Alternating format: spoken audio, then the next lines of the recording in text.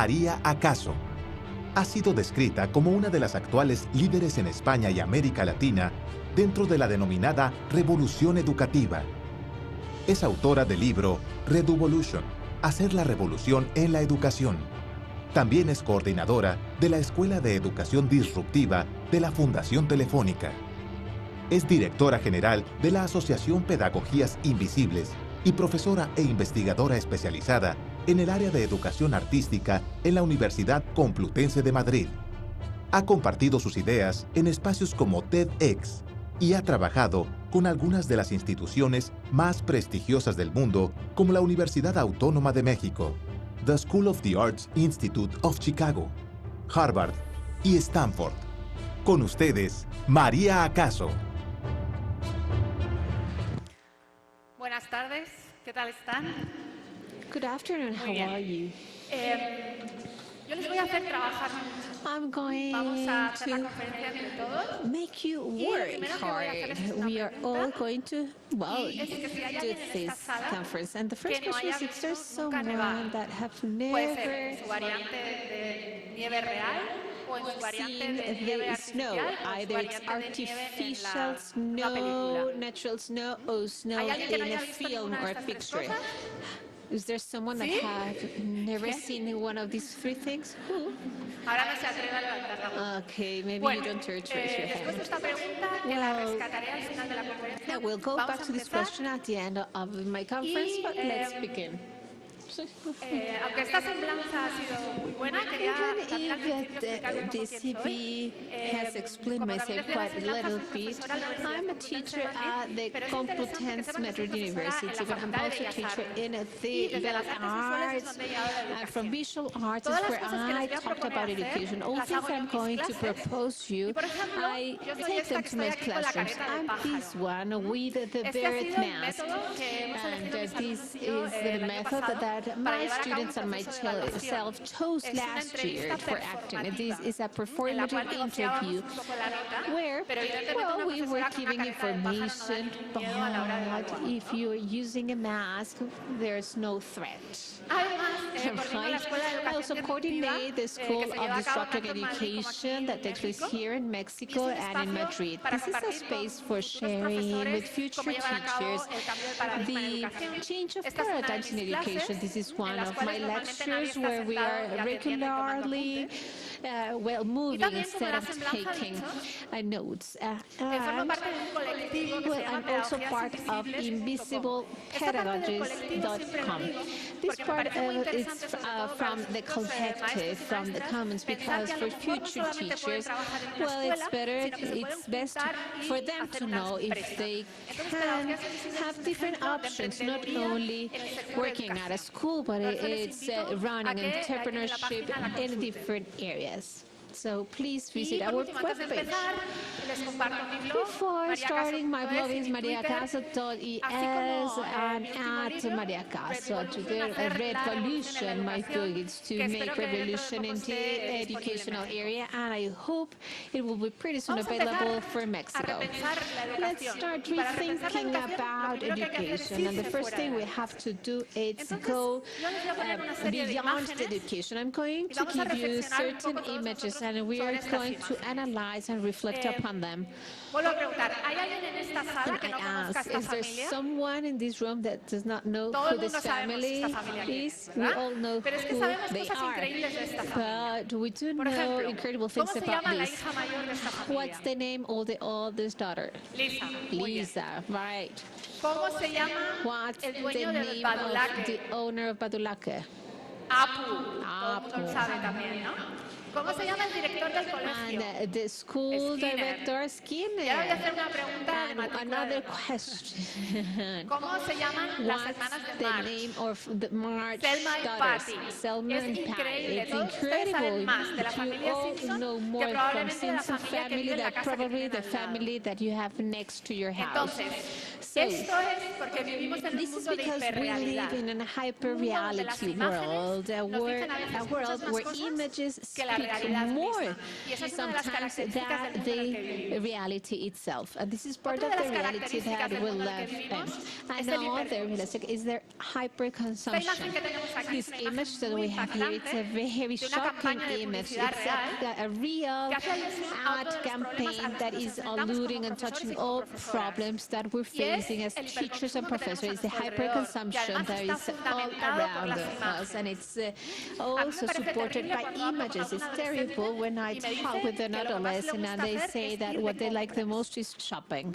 We live in a society where this is happening. This affects deeply to the educational system. And where does this hyperconsumption take us? To the visual terror. So visual shocks. We all fear to be fat, to age.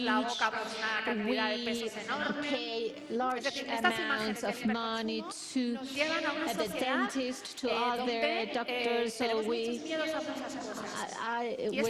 are living with a lot of threats. And these threats affect our adolescents and our children as well.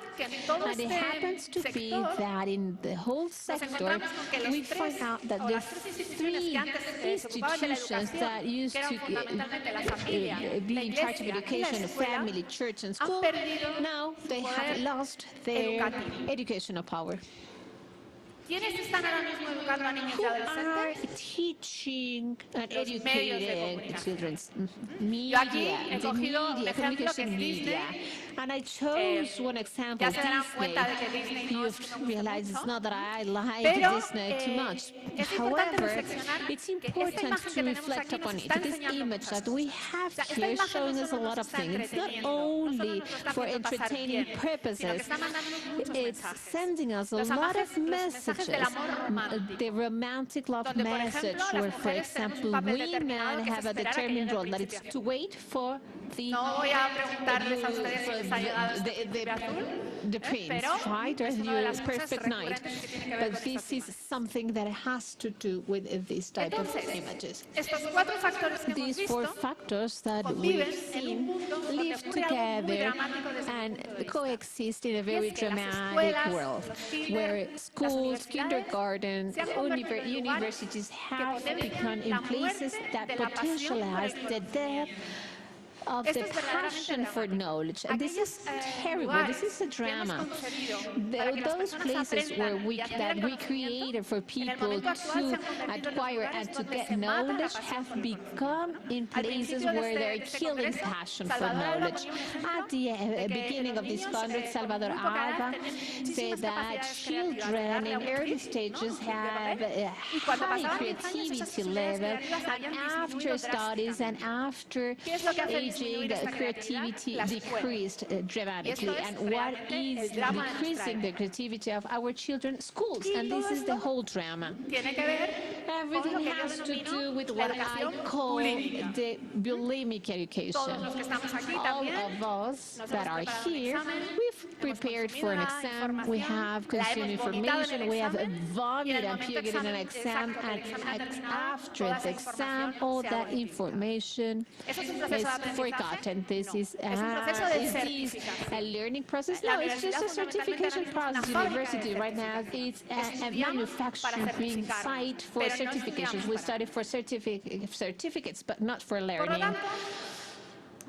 Therefore, I mean, I'm generalizing, but we can say that we are living a moment where teaching and learning, it's boring, that it is causing a lot of efforts, and classrooms, many of classrooms have become this place where passion dies.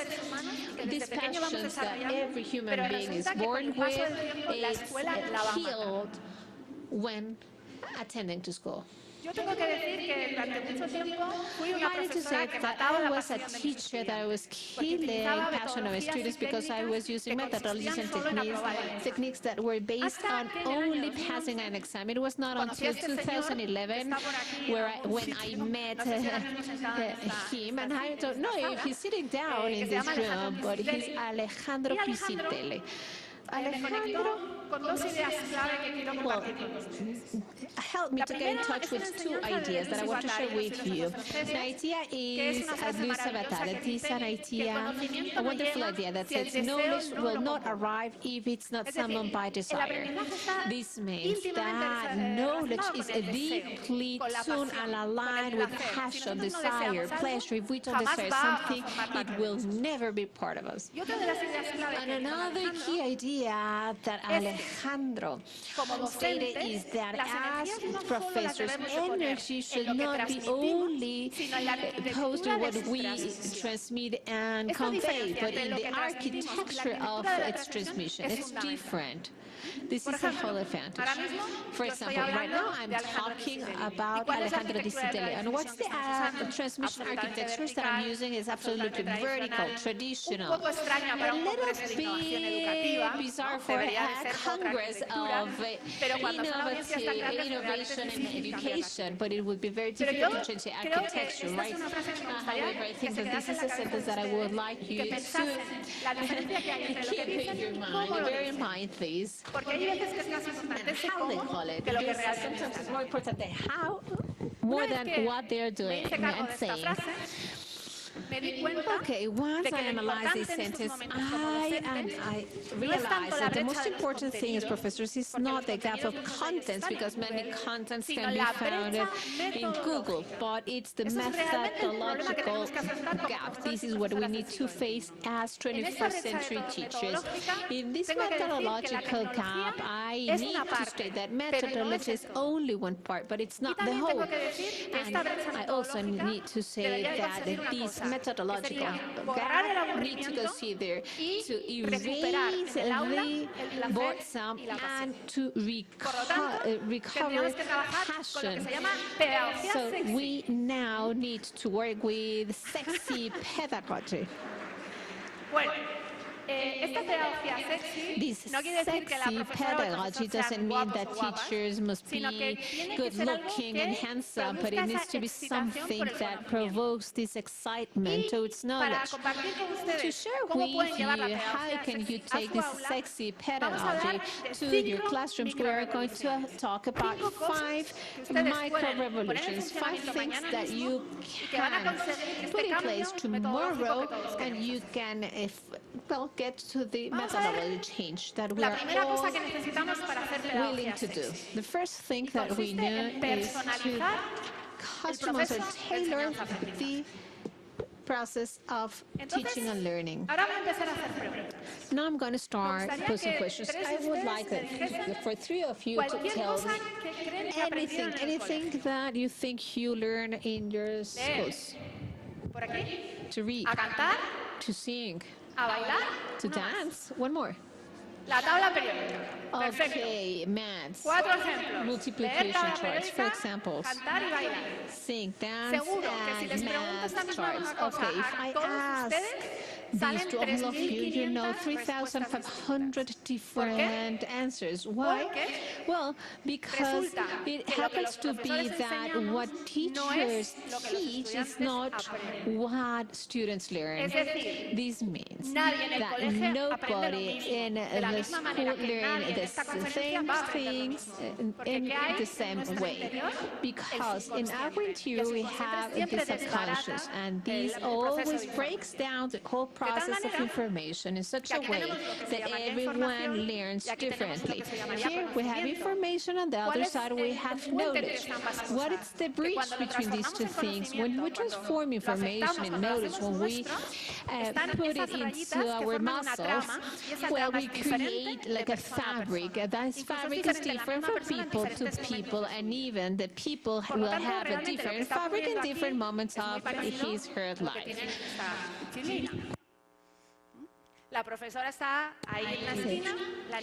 So we have here the girl talking about a flower, but all the other peers are having different things in their minds. And this is what happens in a classroom. And when you follow this is when learning takes place. If teachers want to control the process for students to learn exactly and precisely what we want them to learn, this is when we screw them. Aquí tenemos esta imagen que a mí me encanta. We have this image that we love. Everything that we hear, it's an opinion, it's not a fact. And everything that we see is a perspective, but it's not the whole truth. And it's very difficult to see. We have 3 or 4 bars, but this empirically shows and demonstrates what I'm talking about. Dentro de este apartado que tiene que ver con la Within this area of the individualization of learning and being awareness of the subconscious, I want to talk about invisible pedagogies. I'm sure that you've heard about the hidden CV or the resume. The invisible pedagogy can be seen in this image. Someone can question which chair is the teacher's chair and the student's chair. Well, why? Why is this the black chair, the teacher's chair? It's different, it's more comfortable, it's black, it's bigger, but what are these chairs doing? Organizing like the hierarchy of power. They are giving us some symbolic violence, teaching us who is in power and who's not. And this is something that is connected with the first thing that as teachers we need to consider. Secondly, the sexy pedagogy needs to be participative. We need to allow our students to participate throughout this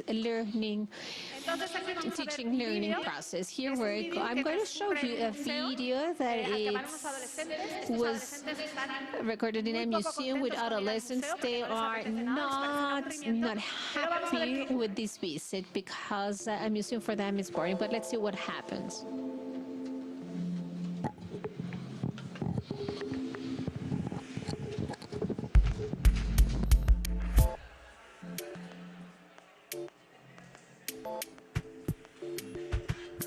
Les visites performatives són unes visites que oferim aquí al MACBA per a públic adolescent que funcionen com un primer apropament a l'art contemporani d'una manera que nosaltres diem anti-Wikipedia, que significa com no simplement que els espectadors adolescents vegin l'exposició obra per obra i siguin espectadors passius, sinó que fem servir la performance com a fil conductor de l'activitat, petites microaccions entre les sales per transformar l'espectador passiu en usuari. No és simplement veure les obres vistes d'una manera experiencial a contemporània. They will experience contemporary art.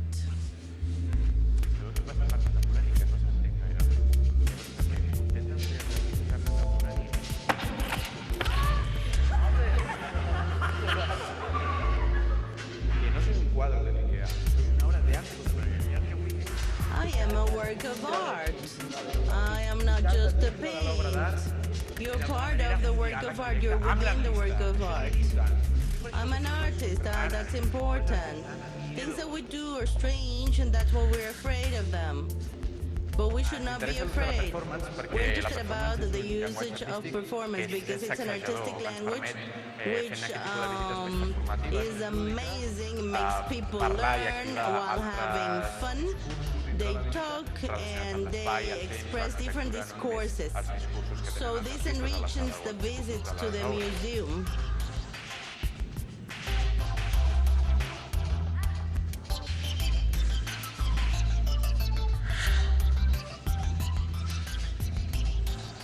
Aquesta visita itinerària per les sales. Carried out this visit through the different showrooms, and we carried out micro actions that gave life to each work of art. Finally, we had a performance.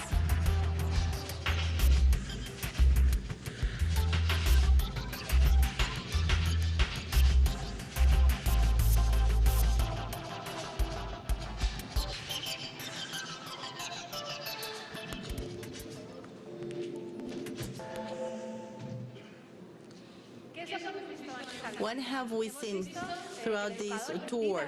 The educator invited the students to participate. He incorporated fun part, surprise, humor. Here, this is the professor. He's Jordi Ferreira, if you want to tweet. All of this is intertwined with a mantra or the idea of the second educational key, and that it's should not only seem to be democratic, we have to be democratic. I think that practically all professors declare ourselves as democrats. But we come to the classroom, close the door, and democracy oftentimes disappears. That's key. For 21st century, it's important to work with more democratic structures. We have to create a community, not professors and students. Learning communities in which learning takes place in a three-dimensional way.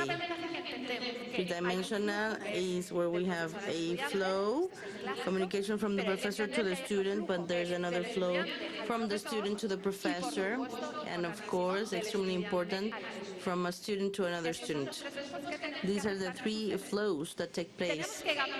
We have to gamify the classroom. Jordi did this during his guided tour. Rescue the game strategies and incorporate them to education. Something amazing is that when you play, you have the feeling of expectation. You don't know what will happen. We've lost this in education, and we have to recover it. In my opinion, decision making. When you're playing cards or when you're playing a video game, there are some rules, and you have to decide. If you do not decide in a classroom, what happens? Then you get bored and you start thinking about something else. So what is that fun generates? Dopamine, a hormone that makes us feel passionate. And this is an extremely important element. And what happens with dopamine is that we feel empowered. We need to empower students as knowledge generators. If they will always be passive subjects, learning will never take place. And of course, dopamine and gamification are related to responsibility. If we don't give the students the possibility of being responsible, nothing that we've mentioned will ever take place. Number 3 has to do with the body. Sexy pedagogy is corporal, based in the body. Here I'm going to ask you for a favor. Touch each other, please. Do you have someone next to you? Touch them. Touch each other. How does it feel? No, it seems that this is mass and you're wishing each other peace.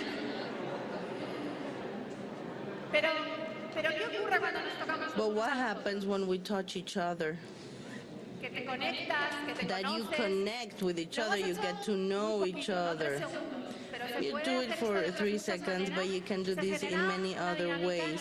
You generate a totally different dynamic in the classroom. Mantra number 3 is we don't think with our head, we think with our body. So we have to leave aside the idea that the only muscle that we use in education is the brain. We use absolutely all of our body. And this leads to the fact that we have to acknowledge the whole body as part of learning process, because we start thinking again about the furniture. I don't know in Mexico, but in Spain, all classes and classrooms have this tone of green. I've never seen such a horrible tone of color. So if I was a student, I would never like these classrooms. These classrooms are made for students not to talk with each other, so they cannot move, they cannot have fun. One of the greatest needs we have is to change the furniture. Just as an example of what we should do, let me introduce you to Danish architect Rosanne Bosch.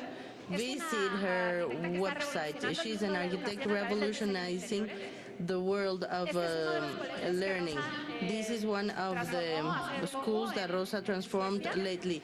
In Sweden, this is a school in which she closed all the walls and she reorganized the space in a different way.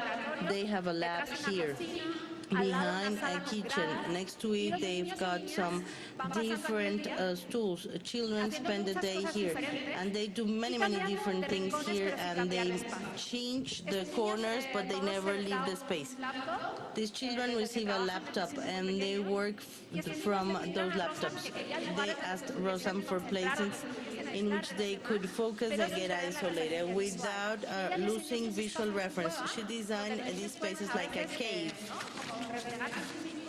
Oftentimes, children can be alone and work on their own projects. On the other hand, we have these exciting spaces, super sexy, public spaces in which other type of work may be carried out. Just look at the floor. Please check the reality that they are all barefooted. The idea that they are just like being at home, and so they can learn more and better. Or this super couch, which is like a playground. If we've got children around, we know that we're sitting down at the same place. At home, when I'm using my laptop, I'm never sitting down at a table. As you can also see here, color, lighting, texture, everything is important. They have thought about all of these to improve learning processes. All these spaces are flexible. You can change them. There are tables and chairs, and oftentimes they are used, but they do not always use the space. Why? What we think about a classroom is a traditional classroom. Change about that idea in your mind. And then when you come to a classroom, change it, because then you'll realize extreme differences and you will see how your students will learn more. Number 4. Sexy pedagogy is exciting and based on experiences. Knowledge becomes real when it's an experience, when it's not just a simulation. So I have another question for you. In general terms, what would you prefer when the Congress is over, to attend another Congress or to go to the movies? To go to the movies. It's a catchy question because there may be a horrible movie and a wonderful Congress. But in general terms, everything that's related to education seems to be really boring. Instead, the movies seem to be very, lots of fun. Why? Because the industry of entertainment has taken away pleasure. The pleasure we feel at the movies has to do with expectation, with visual images, with popcorn, with music. And that does not happen in a classroom. But why? Why can it not happen in a classroom? That's the question. So here I'll show you another video, and later on we'll talk about it.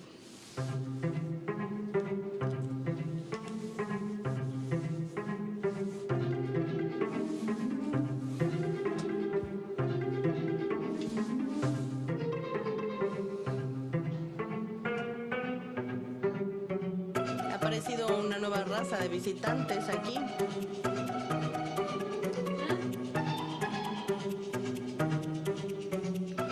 En una aventura en donde deben de encontrar diferentes cosas.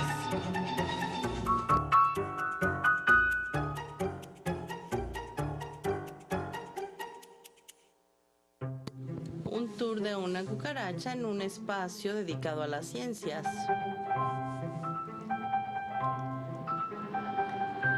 Presentado por Superflex.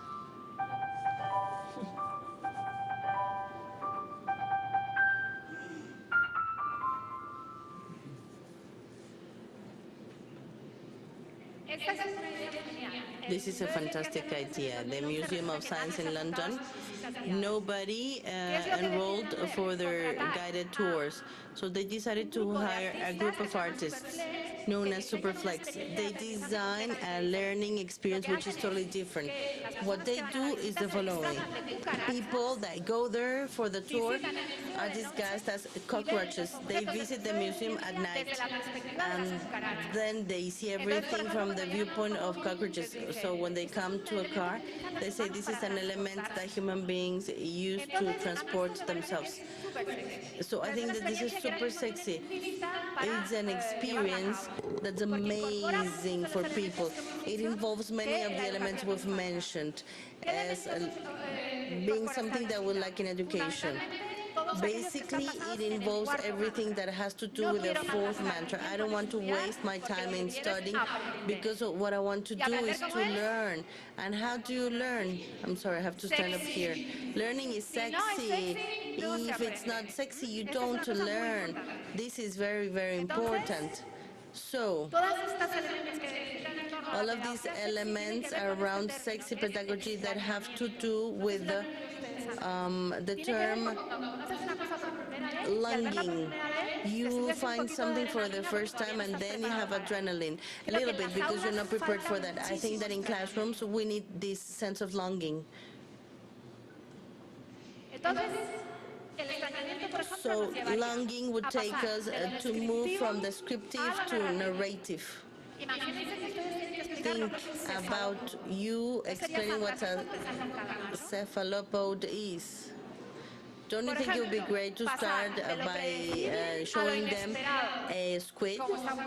To move from what's predictable to what's unexpected. Now you see that there are some unexpected lights. What you see on the picture, thank you very much, that's enough. Thank you, more than enough.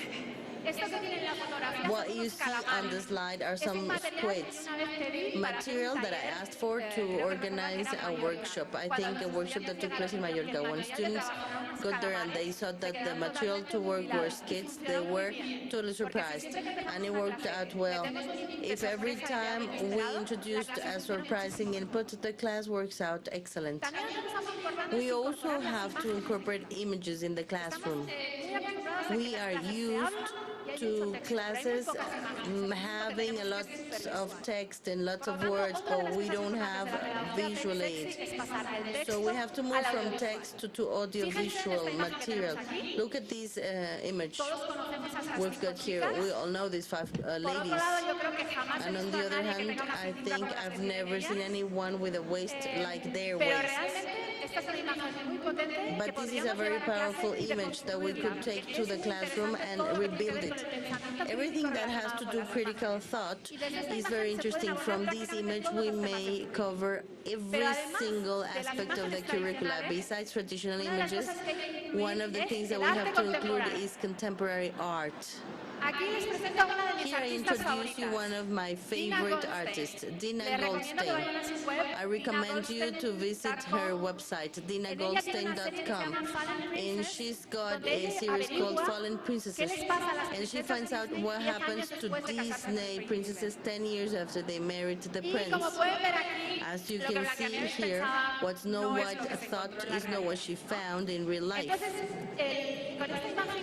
So with this image, I want to exemplify the power of contemporary art. Oftentimes we think that contemporary art is something strange and that we cannot understand. But contemporary artists do these type of things which are extremely interesting, and we may use them in the classroom. While teaching, I also think it's very important to stop memorizing and start doing.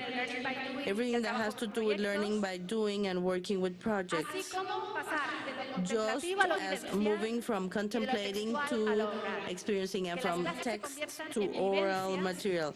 Classes have to become experiences. There's a phrase that I love. We have to stop thinking that the subject matters are theoretical fields to understand them as action frameworks. When subject matters are action frameworks, then our students are agents that change the world, and we can only understand this with a different type of education based on experiences.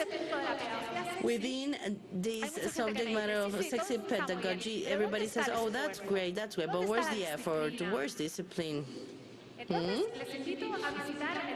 So please, I invite you to see my last post of my blog. Effort just leads to failure. What do you think about that phrase, huh? Effort leads to failure. Am I right or not? I want to explain to you that for me, an effort must have a different concept in the 21st century. We have to put together effort and pleasure. I'm sure there's something that you like a lot to do, and when you do it, there's no effort whatsoever. To go out at night, to train for many hours, that's the effort. The type of effort we have to work with the 21st century, not the effort that I have to learn something before the exam, drink 5 coffees, otherwise I will not learn it. That effort, no. Saying that if there's no blood involved, students don't learn, for me, that's crap. For me, education of the 21st century is different. Effort is linked to passion. Therefore, we're disciplined and we work very hard when we do things that really lead us to pleasure. And finally, and a lot has been mentioned during this Congress, I think that a fundamental element of sexy pedagogy is what I call moving from the aisle to the node, to connect what's happening in the classroom with the outer world. This project that you see here on the slide is very interesting. It's called Fixes on the Go, from a Spanish professor who grants physics classes, and they invite their students to download an application with a mobile phone. And then the class takes place in the amusement park. And then this becomes a very interesting experience of knowledge. It's called Physics on the Go. We've seen individualization, participation, the body, excitement. And now, what happens if now I tell you all, take out a piece of paper and a pencil, I'm going to give you an exam, what would happen?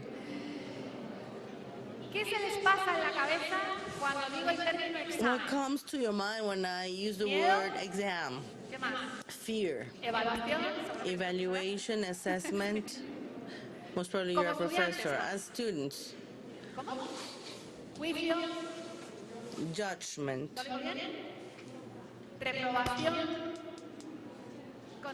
rejection, answering questions.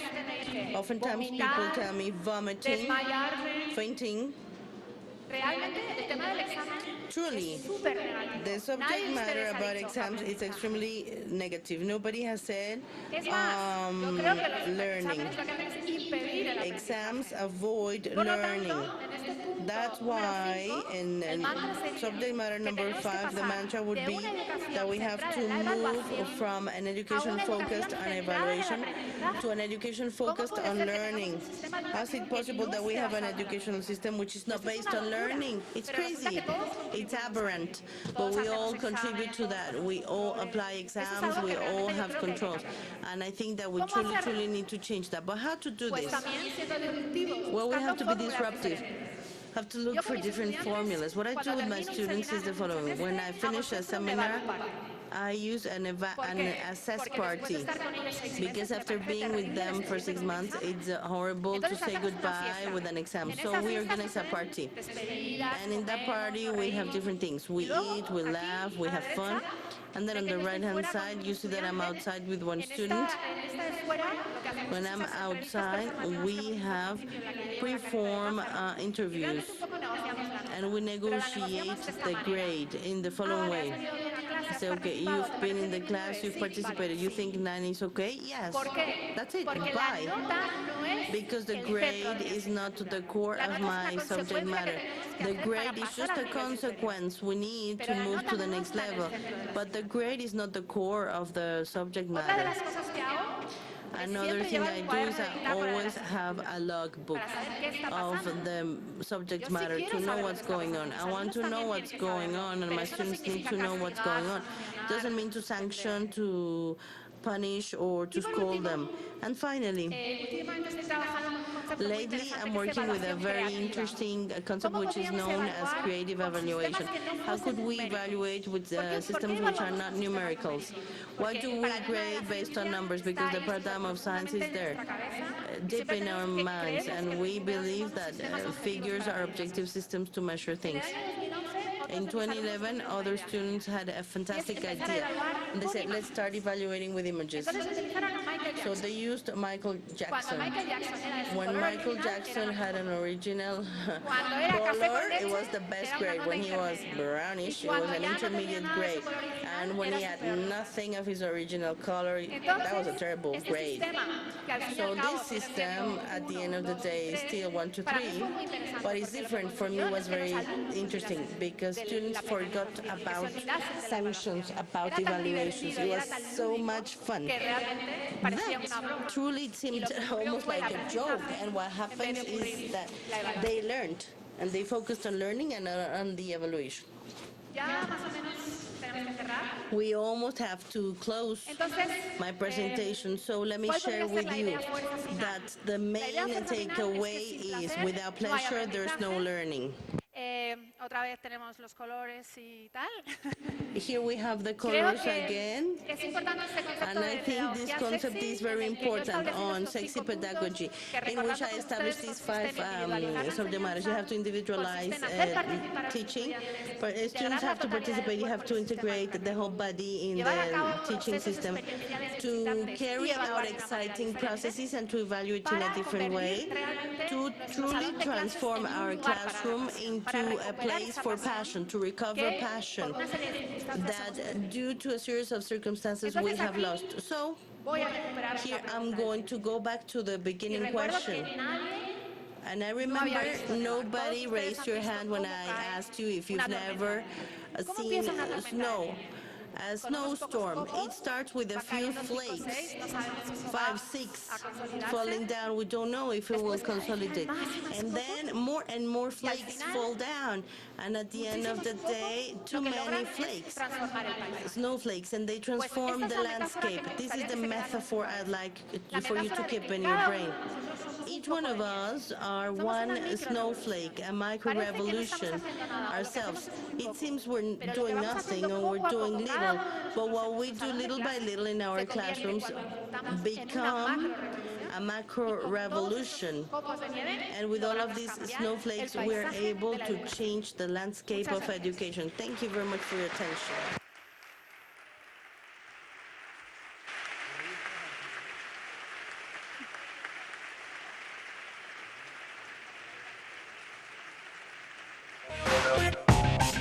We'll be right back.